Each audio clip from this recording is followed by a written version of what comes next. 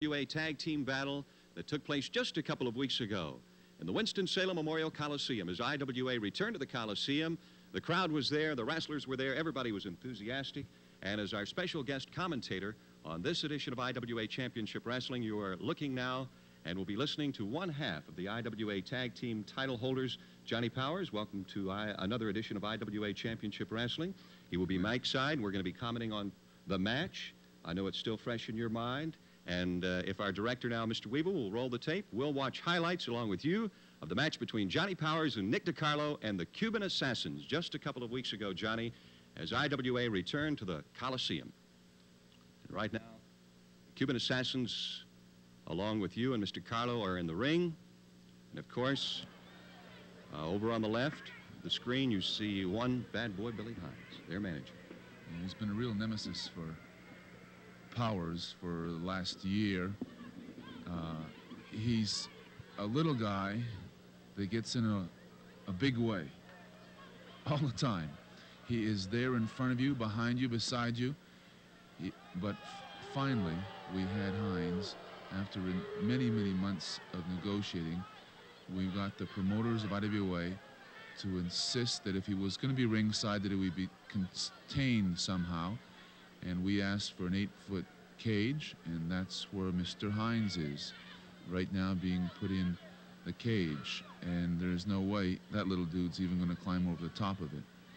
This was because he fussed with so many matches, single matches that I've been involved in, and other wrestlers like Nick. He was involved many times when ex-champions, the Tyler boys, were involved in their matches. He just fussed a lot at the matches and could create a lot of havoc with them. And of course makes it 3 against 2. Yes. In this case now we've got 2 on 2. DeCarlo and Powers and the Cuban Assassins. And you might want to comment on the Cuban Assassins. They're a new group to this area. They've wrestled all over the country. And right now they are stalking the ring, as it were. That's exactly what they appear to do. This is the first time I had seen them in the flesh. I'd seen publicity shots on them. Enormous energy levels. They were constantly moving around the ring and climbing the ropes. They were doing that before the match. During the match, the wrestling fans will just see just what a finely conditioned pair these two are. They have enormous ring sense. They are all over the ring, but seem to know what they're doing most of the time. And Nick and I had our hands full for sure with this. I understand that they're brothers. It's a little hard to communicate. One, I don't talk to Hines, and 2, I understand that their contract is being renegotiated with the General, Big Bad John. And I'm certainly not about to talk that loud. And the names, I believe, are Acevedo. One is called Angel, and the other Royale. And the bigger of the 2 is Angel, I understand. And an Angel he isn't, as a lot of wrestling fans will find out. He might be back home an Angel, but he certainly wasn't in the Winston-Salem Coliseum that night. They have a great success record all through South America. They had come up through, I understand, the East Coast. Stateside. I think it shows you just how well-rounded IWA is on that international flavor. You know? From Italians like Nick to Canadians, to Canucks like myself, and to the Cubans, to von Stroheim as a German. There are just numerous wrestlers. There's a number of Japanese wrestlers in the process that understand their contracts are being negotiated with the IWA promoters to come into the area. There is a new Indian wrestler that's coming in shortly, Pistol Pez Watley, who was in the match we mentioned previously. Last week. Right, great. He's an all-American fellow for sure. University of Tennessee, former Tennessee AAU amateur wrestling champion, state champion, and just a super dude. The IWA ranks are becoming even more rounded and powerful with a new and increased lineup of wrestling stars. The referee here, I listened to the referee. One, there was a communication problem. I don't know if they speak English at all, or if they do, how much. He was trying to direct them and get some kind of order in the ring, and it wasn't happening for a number of minutes there. And we're underway. There's your partner, Nick DeCarlo.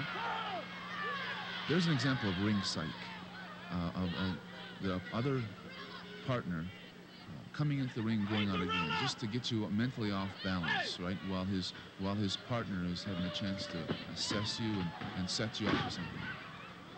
Good. He's coming into the ring. Watch this move. What he really fakes him out well. He looks like he's going for arm drag. He ducks down and gets his man in position. Good move. Nick is we're like brothers now in the ring. We just think as one. Both of us are basically individuals from the standpoint of liking to function in the ring in singles competition. But it just gelled so well, the wrestling strategy and his ability in the ring and his just fine sense of ring timing. And I think we complement each other. Nick is a barrel-chested young fellow, great upper body strength, and does good moves with side headlocks and any kind of upper body ring strategy. Plus, he has, I'd say, one of the finest drop kicks in the business. Now he's on the disadvantage for sure, but how he pays off. The Cuban came down, and as he's coming through the air, hit both heels on the table, which was about 2.5, 3 foot above the concrete there, and then went down. So, and there's Billy Hines rattling his cage. Not enjoying the proceedings at this moment. Right. Referee is Jim Dotson, and the count is on. Jim Dotson had a hard time. A referee's position is a lousy position to be in, especially in a tag match. You've got to be on top of it. You try to be on top of it, but you can't all the time.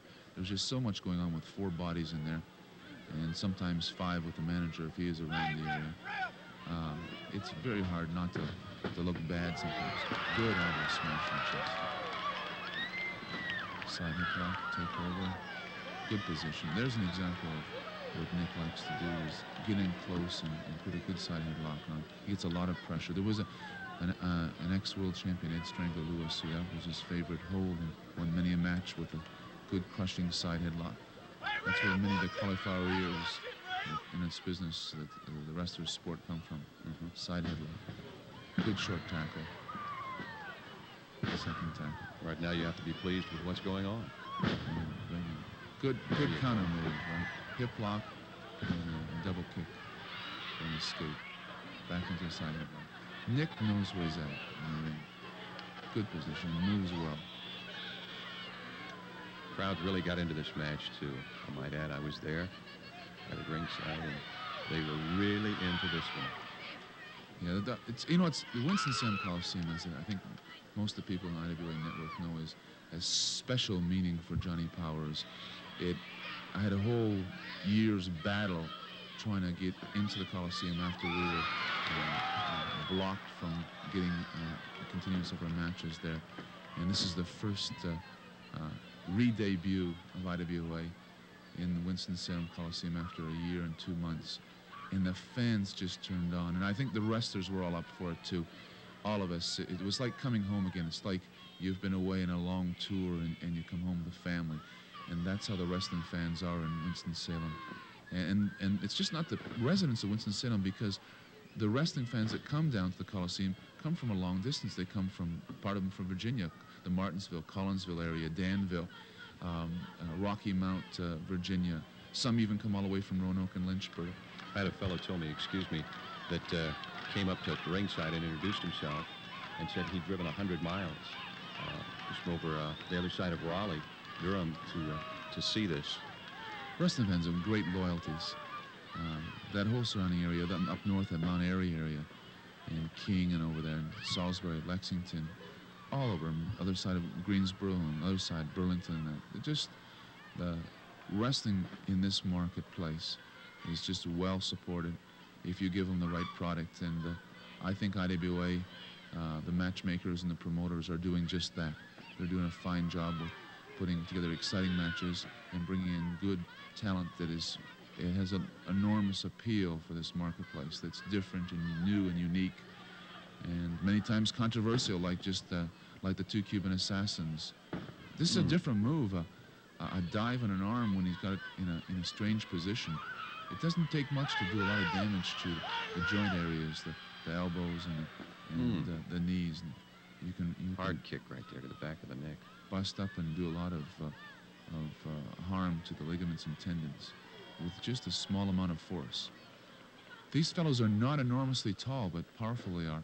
I'd guess they're somewhere around the 5'10", 5'11" mark, weighing in somewhere around 225, 230. But do they move? And here's an example of double teaming. The referee should have been a little tighter on this, but it's hard to fault him for it because it's just the control in tag team matches is very, very hard. Tag is made, and there you are. The tag was made, but Jim Dotson didn't see it. Did not see the tag. And you should have heard the fans and Powers yell here. I'm trying to point to take a look. There's hundreds and hundreds and thousands of fans up there, and they're bearing witness to the tag. And the referee says, "If I didn't see it, I didn't see it." Strong move on that left arm. Here's an example of good wrestling strategy, where you continue to work on one body part and wear it down. All right, the Cuban assassins, Nick DeCarlo and Johnny Powers, we're going to have to take a commercial break, but we will return to this exciting match from the Winston-Salem Memorial Coliseum in just a moment.